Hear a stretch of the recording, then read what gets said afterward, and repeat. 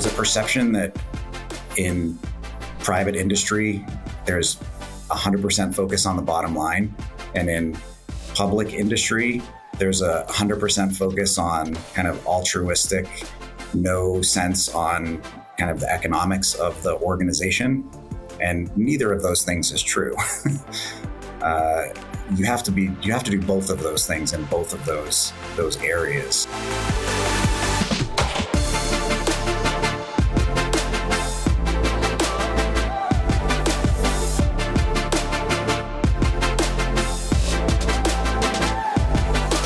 Hello, Loren. Hi, Kelsey. It's time for another episode of Campus Confidential. Yeah, I'm excited. Me too. How about you tell everyone who our guest is today?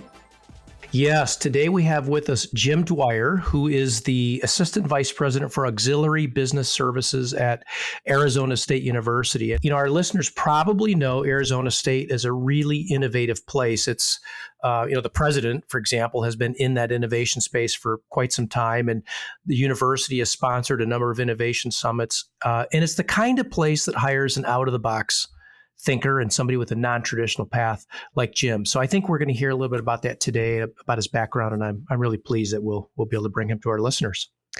Yeah, I've known Jim for a number of years now. What I think is really interesting about him is he's very introspective and intentional about the way in which he shows up in spaces. And I think our listeners will hear that today in the podcast, the intentionality of his answers. I also think if we listen closely, you get nuggets of insights on what it takes to keep that introspection going. Yeah. And he's an ultra distance runner, I found out today, and lived in Australia. I mean, there's a lot going on here that I'm looking forward to people getting to hear. Not to mention Dwyer is his second name. So, ooh, teaser. Let's jump into the episode.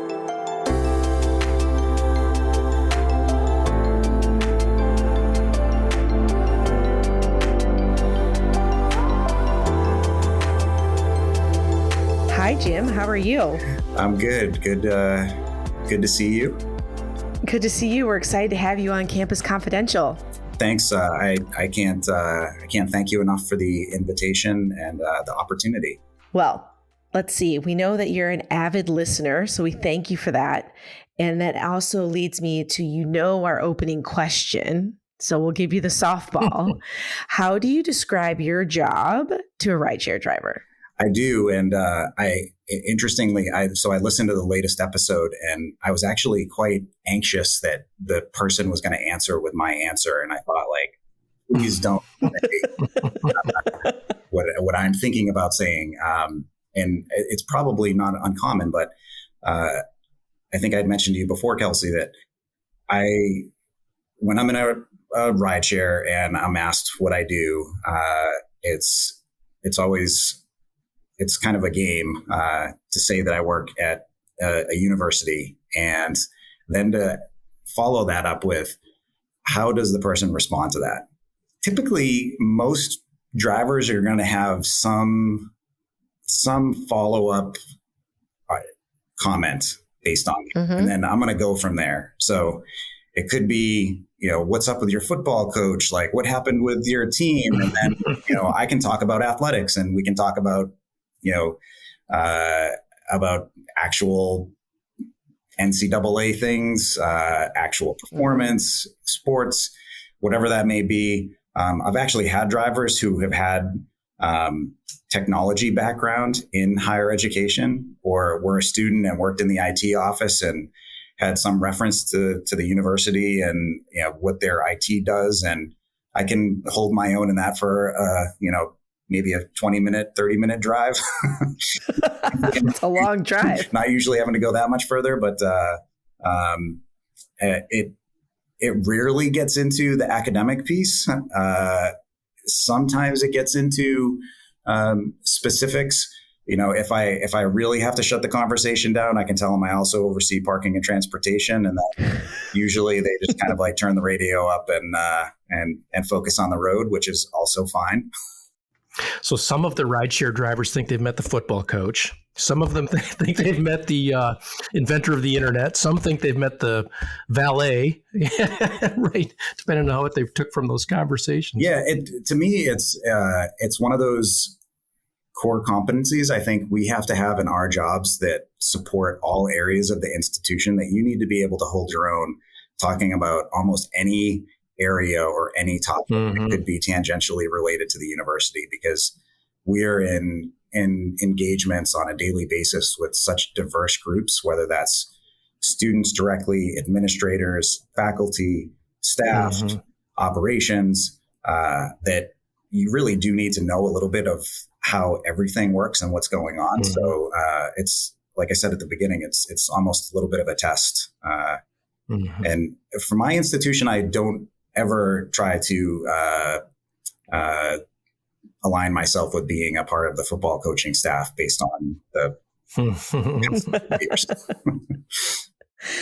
They will be like, who are you taking from the portal? Who's going into the portal? What NIL deals do you have? Right. That's a conversation. Yes, I could go there a little bit, but Fair. So Jim, tell us, what were you like as a college student? Where did your whole kind of career start? So I actually started working on a college before college. I started working on a college campus before college. I grew up relatively close to a small town state college, now state university. And I had a family member that ran the bookstore. And it was essentially a rite of passage that all of the nieces and nephews work at the bookstore over the summers. So that was probably the first like legitimate summer job that I had, where school ended on a Friday, Monday morning, I got picked up, kind of like a work release program, and we got carted off to the college campus, and literally freight trucks backed up to the student union, and we unloaded boxes and boxes of used books, stacked them in a dark corner of this ancient rec center, and literally were handed Goo Gone and sticker remover knives to peel prices off of books and clean them and get them ready for distribution on the sales floor for the fall semester. And really my entire summers were spent doing that, with sometimes college students coming in and out, but mostly, underaged. I think it was probably illegal. I don't actually remember ever. I remember one point being told like not to go onto the sales floor, like interact with customers. Can't be seen. You're a behind the scenes worker. Yes, very behind the scenes. But that gave me a little bit of an introduction, which was good. So as far as an actual college student, I would say that I was typically an overachiever. My college experience is probably similar to my professional experience, in that I had some medical issues leaving high school, ended up going to a small regional college, university in Massachusetts, where I'm from, spent 2 years there and decided that I wanted to explore further. So I transferred to a large state university in California to really experience something very different. So between those two experiences, really just fully immersed myself in a new kind of unknown places, and really thrived on that, just being dropped in the middle of nowhere with no knowledge of the geography and the landscape, and you just kind of have to figure it out. Was that unusual for you to do something that bold, cross country, different size institution, or was that really a leap? I don't know. That's a good question. I think it's based on the career choices that I've made. I would say that it's probably something that's been embedded in me. Yeah. It certainly wasn't demonstrated. I didn't come from a family of people that moved around a lot. Most of my family is all within a pretty small geographical location and stayed pretty connected, but have always had a bit of a wanderlust, I should say. Yeah. And tell us about, so you went to California to finish up college, and then tell us a little bit, just to expand on that, your path, your career path. And yeah, so I went to California and I thought I wanted to be a teacher. And in California at the time, you really needed to complete your 4-year degree in your subject matter that you wanted to teach. And then you did an additional year of student teacher experience. And by the time I got to my 4 years of college, I was like, I'm done. Like, I want to get a job. I want to start making money. I want to start, the next chapter in my life. So although I still very much identified with that kind of teaching, that culture, I decided it was going to be in a different way. I actually, at that point, decided to take an internship at a boarding school in the outback of Australia. And that also reconfirmed my desire not to become necessarily a teacher. Maybe not the best environment. I probably could have done this in some like cushy San Diego school if I had just decided to stay there. But really, really wanted to get into the workforce. And I also had a strong desire at that point and really the mentality that I think is actually really a hallmark of a good lifelong learner, in that at that point, I didn't want a school or a formal program to tell me what I should be learning. I just wanted to learn on my own. So I was consuming massive amounts of information, books, really into art and culture, and focusing on the things that I wanted to spend time on, and really decided that I was going to get into the workforce and take my learning more from a self-directed position. That makes me wonder, so what did you major in college? What was your degree actually in? So my undergraduate degree is actually in social sciences. Okay. Which is pretty vague. Yeah. I'm like, all right. I guess I could have been a social studies teacher. It was with a focus in history. So most of my credits are history classes, but very broad. So touching on all of the social sciences. So history, economics, pretty broad spectrum of content. And again, I'm assuming that California did that intentionally to create a well-rounded teacher, but I never get to find out that for sure. I was going to say you said it's pretty vague. On the other hand, how has that served you or not served you? The vagary in your career? I think it's actually served me well. It's again helped me really be able to absorb really diverse amounts of information and be interested in a pretty diverse subject area, which, I mean, it kind of correlates to auxiliary services, right? I mean, auxiliary services is kind of like social sciences. Like, what does that actually mean? Like, what do you do on your campus? None of them are the same. Any social studies or social sciences major could have taken a very different, course catalog, taken a lot of different types of things. And very similarly in auxiliaries, you could be over a very broad amount of areas that you may have some experience in, and then others you don't, and kind of adapt. Yeah. Yeah. So you were a young child cleaning off books. Well, young child, I'm being extreme, but you were working with textbooks when you were young. You went to college for social sciences. You travel. How do you end up with your first career paid, related to higher ed? How do you end up with, because you went to Follett then, right? I did. So, and this is probably also not necessarily approved or would probably get. Thankfully, the person that hired me is long since retired, so they won't get safe. Safe. Clear.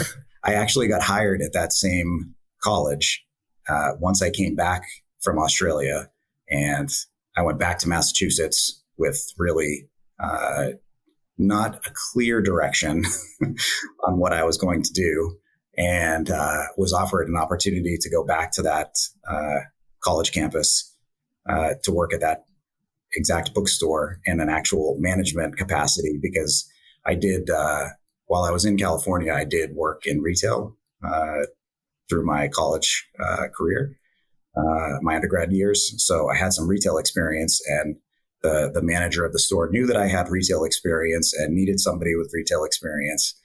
So offered me a job that was most likely going to be just something to get me out of the house and get me to start earning some money with definitely no career aspirations in that space or in higher education. Yeah. Or using my actual degree in any way, shape, or form. So basically, you're at a place where you don't know what you want to do, but you need to make some money. Yes. That's what I hear. Need to make some money, and yes, need to make some money, and the, I think, short-term manual labor opportunities I had at that time were this was much more appealing. Loren, you'd appreciate it. Like it was around December. It was December when I started that job, and it was getting cold outside, and I had been working outside and thought an inside job is much more preferable. Oh yeah, yeah. Rent. Payment due dates, weather, all those things are great motivators to career changes and career moves, aren't they? Yeah. Yes. So that job, it was with Follett, and who I had no knowledge of or experience with. But I recognized probably short time after starting, one, less to do with the job, that I actually wanted to go back to California. Not necessarily San Diego, but I had a desire to travel again and to kind of have that experience. And through some conversations through the leadership team at the store that I was working at on the campus that I was at, presented like someone in your position working for a company like this that has locations all over the country. It's a great way to, have subsidized travel across country and a job waiting for you. And if you're interested, that's something that we can work towards. So had some very great mentorship throughout that entire, I think I was there for a year and a half with very specific goals of like, I want to be out of here in a year and a half. That was, I think at that time, that was like the amount of tenure you had to have in one location before they would, move you somewhere else. But the manager that I had was completely on board and essentially gave me access to all of the tools and information that I needed to be ready for that next level. And really set me on a path, I think, to everything that came from then. I was just thinking to myself, Jim, you spent all these years with Follett, and now you're actually at a university campus. And I'm wondering if there are things that you noticed were easier to accomplish adjacent to higher education or harder, or, on the opposite hand, easier or harder to accomplish as a university employee. Have you ever looked at those differences and made observations about leadership in each realm? Both and every day. Yeah. Yeah. Yes. There are, and I think this is probably true in anything that you do. There's going to be things that are harder to work through, easier to work through. I think that there's a perception that in private industry, there's 100% focus on the bottom line. And in public industry, there's 100% focus on kind of altruistic, no sense on kind of the economics of the organization. And neither of those things is true. You have to do both of those things in both of those areas. And I think that's something that working in private industry, supporting higher education, forced me to have to think about how is this sustainable? How do I demonstrate that this business is providing a return on the investment the company is required to provide, but then also meeting the customer's needs, meeting the institution's needs, doing all of those other things that are expected, which is essentially the same thing on the institutional side. We're not asked for, the financial return, but you can hear from leadership when they talk about what the institution's investing in, how it's accomplishing what it's accomplishing. Yes, it's not for profit. That's not our goal. That's not our drive. That's not our mission. We have a very clear, direct mission here, which I 100% support. But you have to do things a certain way to be able to accomplish that. And I think it's helped create some of that discipline and just perspective, especially when trying to advance things. Things tend to move a little bit slower in higher education, maybe not as slow as other, state organizations. Government itself. Yeah. Government is an example. But it helps when there's some clarity into why things work the way they do, and being able to explain that, especially to all of the tangential organizations that we're working with that are really truly aligned. If we've done things correctly, then those organizations are aligned with the university and its goals and its mission and the reason why we're here. They maybe have to achieve alternative goals to keep moving forward as well. But at the end of the day, it's really about that alignment and then recognizing that we can't all focus on just one singular thing. So when you think about, you've made a lot of moves in your career. You've been at ASU now for how long? Almost 7 years. That's a long time. Yeah. Right. I would pose that it's a very innovative and exciting institution. So there's opportunity for change and growth within where you've been. But talk to us about Jim outside of work. Do you have a family? What do you like to do? How have you maintained? I think the question I have is, how have you maintained kind of the consistency of Jim through all of these moves and life transitions from a work perspective? Yeah, I mean, Jim can be like put into a box and be moved anywhere. Jim is portable. Yes. No, I think of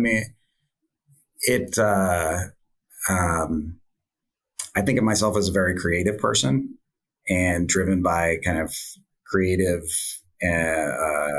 instincts, and also just an interest in discovering new things. And it's something that has helped keep me focused and level set throughout all of these different moves. I also am fairly obsessive compulsive, so when I get into things, I can get into them pretty deeply, and that becomes a whole other focus of time. But you asked about like family and all the things. I do all the things with a fairly good sized family, so lots of demands on the time, and lots of positive distractions from work. So what's one thing that kind of has your attention, the OCD attention right now? Oh boy. Right now, there are a lot of things, actually. I kind of have an invisible checklist in my head of things that I want to, or I don't know, I think I need to get them done. I know theoretically nothing bad is going to happen if I don't get them done, but I think some unconscious part of me thinks the world is going to, explode if I don't get those things done. So it starts with, like, I'm a very passionate runner. So if I don't get a certain number of miles in, or if I don't have that time, which that's a whole other mental health thing, less to do with like actual like exercise and physical health. But there's that aspect to it, to the point that I don't know if I've talked to you about this or not, Kelsey, but I mean, I've literally run around a bench at an airport terminal to get like my daily run in, because I have to have it, checked off on the GPS tracker that I've gotten my run in for the day. And just for our listeners, when he says run, we're not talking like a mile a day, right? No, we're talking. We're usually, like right now I'm 50 to 60 miles a week. My. So that's a lot of laps around that airport bench. If we're gonna. It was. I got quite a few understandably confused looks from people. Okay, so we check off running. What else are we checking off the list? So as far as like just being able to like have that separation of thought, I'm also really into creativity and design. So I'm usually working on some type of art project, whether it's painting or drawing or woodworking. I have several of those projects in flight right now. And I think that's a good distraction, and something that also, like, I feel like a fundamental sense of missing if I'm not doing those things. And I haven't had that over a period of time. What's your woodworking? Like, are you building coffee tables?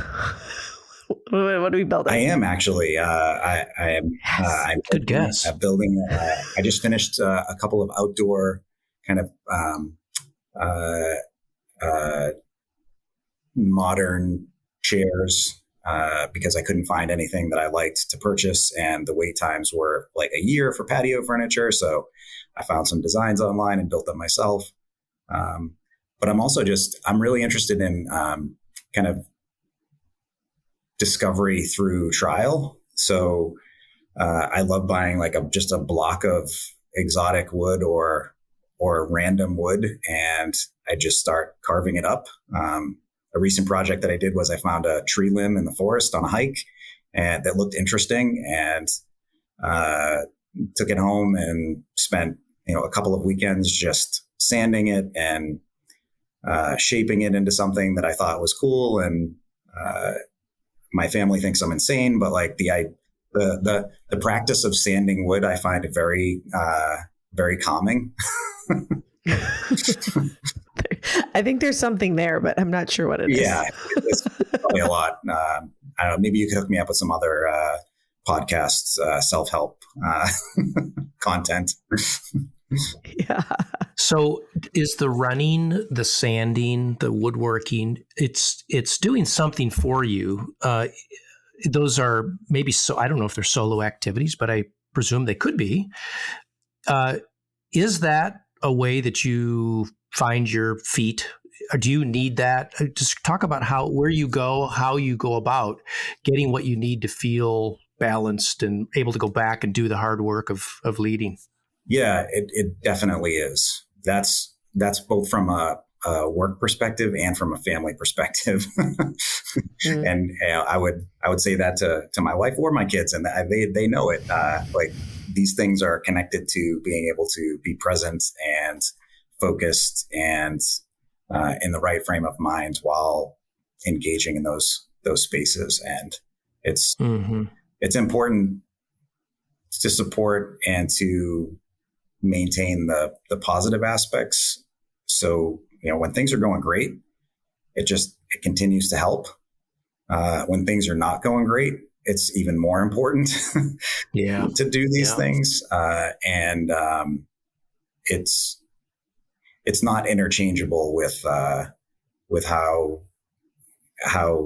I'm approaching a work problem or a leadership problem, or from making sure that I'm there for my family and helping them, do what they need to do and navigate the things that they're navigating. They may answer that question differently, but that's my take. Yeah.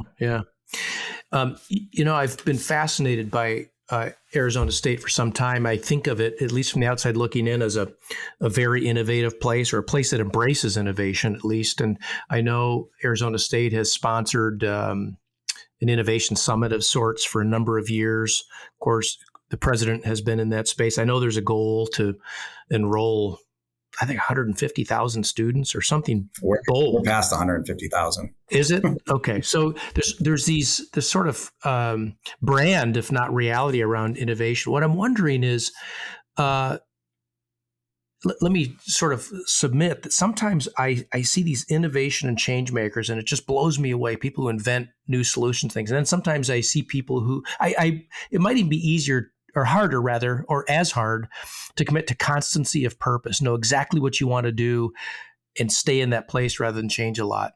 Where am I going with this? That's a good question, Loren. I guess what I'm wondering is, when you're at a place like Arizona State that's so innovative, do you have any observations about leadership and constancy of purpose, and how hard that is versus innovation and change, and how hard it is to do that well? I think it is. So it's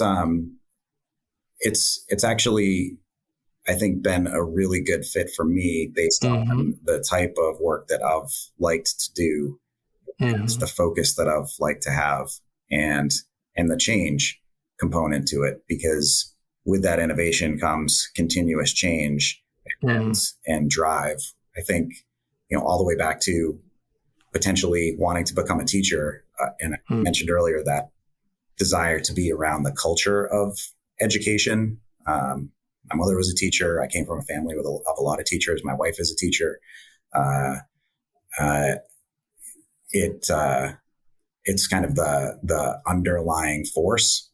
But then being in a place that is constantly looking at the challenges that our society is presenting, and actually embracing the opportunity to address them, is not really something I've experienced in a lot of other places, whether directly or even tangentially in the work that I've done or I've seen.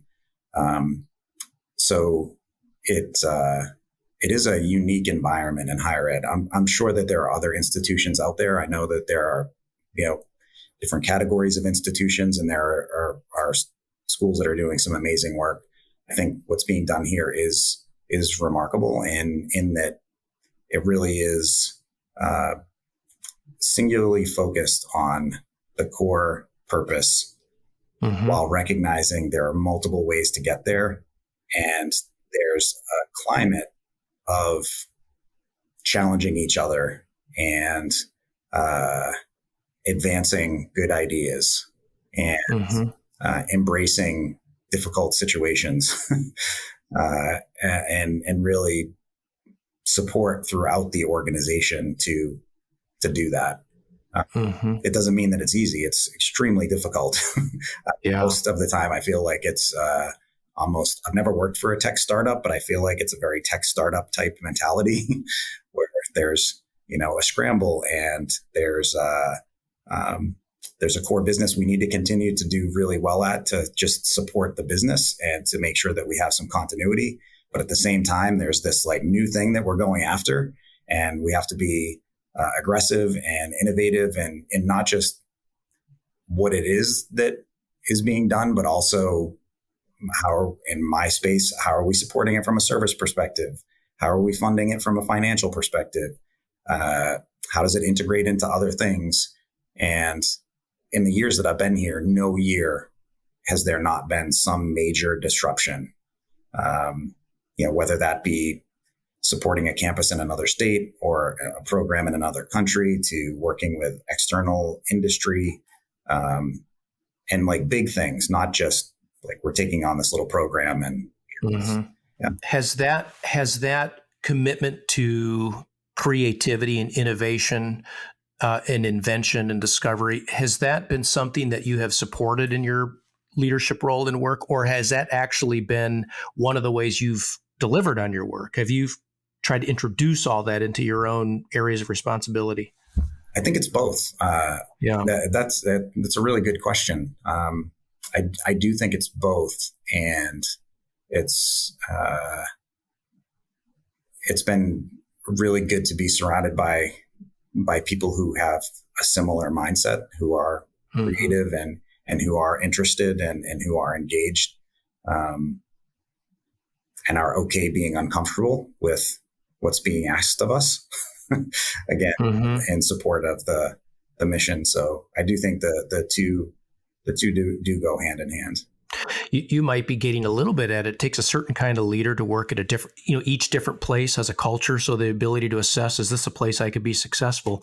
It's okay if Arizona State's not a place that you would thrive. It might be another place but for you, that's a perfect place to thrive. The sort of tech startup sort of mentality. I feel like maybe you're getting at how important it is to be a good student of your own leadership, and therefore be able to assess the environments that you can thrive. Yeah. I think that's a good way to look at it. I think as an industry in general, people who work in higher ed have an inquisitive mind and are interested in kind of learning things and understanding things. I think we're certainly seeing a new generation of that who are doing that in more interesting ways, and more external learning is more welcome. So just bringing your traditional, you started working at the university and you were a student worker and you kind of worked your way up in the office, and then the next thing you know, you're an associate director, then you're a director, then you're kind of in a leadership role, which is a perfectly good path, and a lot of people here have gone that path as well. But I think there's a change in the acceptance of a diverse group of people. So you could have not worked in higher education at all, but you still have to have that inquisitive mind and that interest in learning and exploring and understanding things to be successful. Because if you come into this space and you think like, I've done this one thing and I know how to do it really well, and that's going to translate to being able to do that really well here, that's not going to work. And we see that a lot. I mean, people who have had that kind of career trajectory, and I work, a lot of people on my team I work with, and I know I've had to be coached and mentored in certain areas like this, where like you get really good at something because you know how to do it operationally really well. And it can get hard. It can be hard to get out of that space when you're presented with an opportunity to change and adapt and to innovate. And we're just constantly being challenged with that. And it's created a diverse workforce. I think a diverse group of students that challenge us. That's probably one of the, to me, exciting things about being in higher ed and in here in general. Yeah, I wonder, how does that affect your leadership style? Like, how does that affect how you show up for your team? So the fact that I have worked my way up through the operational level, it to me has always been something that is a core component to connecting with the people that I work with and that are a part of my team. Still close enough to like be somewhat dangerous know enough to be dangerous with actual like frontline interactions. So, one-on-one customer interactions, and it's okay to consider our community like customers from my space. Like everyone is a customer. We're trying to create the best experience for them possible. So I think that aspect, along with the desire to learn and innovate and create change, has led me more into probably asking more questions as far as how I show up with my team, and wanting to learn about the people and what experience they're bringing, what they're actually interested in, and what's driving them from they want to learn more about, they want to be more more engaged with, and then how does that line up to the things that we actually need to accomplish? The just core core functions that we have to support and execute on every day. Yeah. I hear you talking about kind of the way in which people contribute. And it also, I'm going to make a stretch a little bit to kind of the legacy piece of conversation that I think has been coming up in some of these podcasts, is the way in which people want, either intentionally or unintentionally, to leave legacy. And I think as leaders, how you're giving them space to show up and be authentic to what they can bring to the table is huge. I also think some decisions we make in our personal lives impact legacy. And so I would love it if you kind of started to share a story before we recorded. So I'm going to encourage you, or bring back the kind of the story about your name and a little bit about your legacy, if you don't mind sharing. Yeah.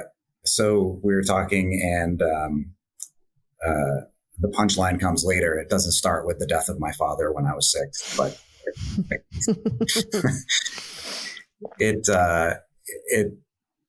so my mother remarried, and we were adopted, have an amazing father, was raised and I think an ideal condition. I recognized later on, as I was about to get married and about to have my first child, that I'd always stayed very connected to that original name. We had our names changed when we were adopted, when I think I was 7 or 8. And had the idea that I wanted to change it back because I wanted to pass that name on to my kids. And that was really important. It was a major gesture, I think, to the family. I'm the oldest of my family, and kind of oldest amongst a lot of the cousins and extended family. So really one of the first to kind of go through that life transition. Yeah. And so just did it, just went for it. And it's, for anyone out there who's had to change their name, it's not a fun experience. It is not an easy experience. But got that done very expeditiously just before the wedding, so everything could be set for that. But it was a little awkward in that my wife did not change her last name after our marriage. So having to explain to people like, well, yeah, she has a different last name, but I have a different last name too. And it's only fair. Yeah. I didn't just make it up. I mean, which is fine. Like, here's what it is. And here's why it is. Our kids actually now have, her last name is their middle name. So they all have the same middle name and my last name. And, we've tried to pass that on to them. But, I still, I feel like I made the right decision. Had complete support from my parents. My father was completely supportive of it, which was fantastic. There's a lot to a name, and it's been important. There is a lot to a name, and it's something that I think about often. When I first got married, I didn't change my name. I was Kelsey Harmon still. And then I used Finn, what I like to call socially. So if people put our names together on wedding invitations or other things, I was fine. I would say Brian and Kelsey Finn. I was fine with that. And then we were in Illinois and we moved to Nevada, and I was on the same train. And then Nevada doesn't really like you to use different names that aren't legally yours. They seem to frown upon that. It seems like that state would actually encourage. Yeah. Yeah. I'm telling you. A lot of people using different names in Las Vegas. Yeah. So I now just have all the names, right? I kept my middle name, moved my last name to my middle name. And but it is kind of that how you honor your kind of family legacy and move that through. So I think that's a big move for you and your family to have done that. Yeah, it was, and and it's a great story today. And I can commiserate with people when they have to go through it. Yeah, that's right. That's right. So, Jim, as we think about kind of higher education, you have three, right? Three children? Yes. Three young humans that will be heading to higher education at some point. What is your hope for the future related to higher education? My hope for the future for higher education is can I just open up ChatGPT and type that in? And yeah. That seems like an essay question on a college admissions exam. The pressure. I think this is where I struggle in that I do think about my kids, and I think about their current state of learning and how I want to be able to help them. So like in one space, I think about that. I think about my one daughter who took in her junior year of high school, a college advisory course this past year. And I knew when she was in that class every day because she would text me a question about higher education that she expected me to know, regardless of what area it was. Dad is the expert in all things. Yes. Yeah. Well, she would definitely not admit to that, but she was in a class and needed an answer desperately. And I guess instead of asking Google or ChatGPT, she asked me. But I would think for them, this is a super hard question because you can answer it. I can answer it in a way that, as I'm trying to support the tens of thousands of students that are coming through our institution today, I have very clear objectives and ways that I want to support them, and an understanding of like what that looks like when they first get here to what the goals and aspirations are when they leave. When I think about my own kids, I'm like, I just hope I hope the financial aid process is easier by the time I get there.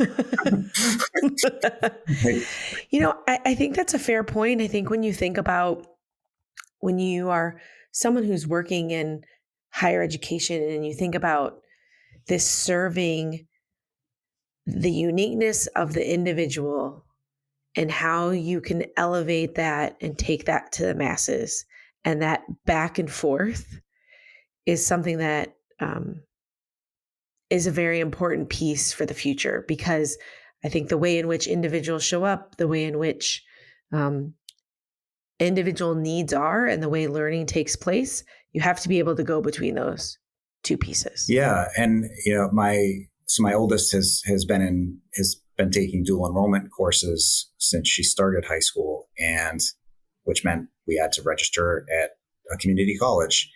And I struggled mightily going through that application process. And it just made me think, if I'm having this hard of a time going through this, how hard it must be for others that have never actually experienced that, have never gone through that. How many kids are in that school that, the kid themselves or their parent just said, we can't figure this out. We're going to stop. And when you think about how many people just in general across our society are in that position, which is, I think, something that this university is trying to address or approach. Is it perfect? No. Is my understanding of it perfect? Clearly not. but I think there is a thread there, and how I guess my hopes for the future get connected to what I'm doing today, to what my children get to experience, is that there's a pathway for them, that they get exposed to what they need to get exposed to, which could be very different. It could be from a social perspective. It could be from a classroom learning perspective. It could be from a technical perspective, that they get exposed to those things and that they get access to those things in a way that then enables them to feel empowered to make whatever that next decision is, whether that's wanting to move across country to explore somewhere new or take a job somewhere different, or do different things, that they're able to do that without the barriers that I think all of us sometimes put up for them. Maybe if we're going to improve retention and persistence and experience, maybe the future's individual. Maybe it's individualized much more than it's ever been, Kelsey. That might be a way to think about it. It's individual at scale. Yep. So individualizing things at scale is really, I think that's something Arizona State is trying to do and actually being successful at. And but there's still so much room for opportunity. Well, Jim, we're so grateful to you for spending time with us today. You've been from Massachusetts to California to Australia to Arizona State to us, and we're grateful we're part of that journey. And you shared something personal about yourself. And what I can say is, from one adopted guy to another, I'm also adopted, and part of my identity in a strong way. I'm grateful that you shared that story too. So thanks so much for what you do in higher education and for being with us today. No, thanks so much for having me. It's been a pleasure.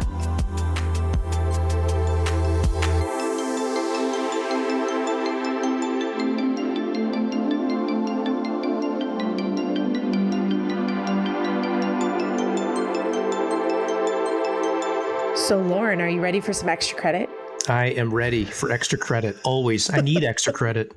Story of my academic life. Same. So Jim today, when talking about all of the places he's lived, he said, just pack me up in a box and I'm ready to move. I was like, okay. So have you spent most of your life in Michigan, or have you moved around? What's that been like for you? No, I've moved a lot, much more than I thought. I mean, I lived on the East Coast, worked in Pennsylvania and Connecticut. I worked in Missouri, Indiana, Michigan. So mostly, Midwest and East, much more than I thought I would. Now I have moved to Ann Arbor 3 times. So maybe there's something about that. I don't know. How about you? It keeps bringing you back. Yeah. Well, grew up in Illinois, left at 27 years old, saying I'd be gone for 5 years, and we haven't moved back. We've lived in 6 different states. I will say the box that you have to put us in has gotten bigger. Mm-hmm. And the taxing part of moving has gotten harder the older we've gotten. Yeah. Yeah. Was it easy when you were earlier career? It was exciting. Yeah. I mean, and we moved before there was GPS, right? So there was these things called paper maps. So you'd get to a city and you could figure it all out, and it was all exciting. And now I'm like, where do I get my hair cut? I can't handle it. Yeah. Well, I have moved more than I thought. I have to say it hasn't been hard, but there was a guest earlier we talked to who talked about grief. And, we had a conversation around letting go. The excitement of new beginnings still requires some letting go. And I agree, it's gotten harder. I'm really never going to move again. I will go somewhere in the winter. Winter's too long. But it's gotten harder. I think it's because not only you have more stuff and need bigger boxes, but your emotional connections to people and the familiarity that you crave so that everything else can be new. The familiarity and the roots to the doctor or the salon or whatever has gotten more necessary, I think, for me anyways. Yeah, that's right. And I would say the pandemic made it so for me even more that I created a community of friends in a place I never expected to live, which was Charlottesville, Virginia. And to this day, they hold a special place in my heart. So here's to having some stability and the ability to move as needed. Right on. Until next time.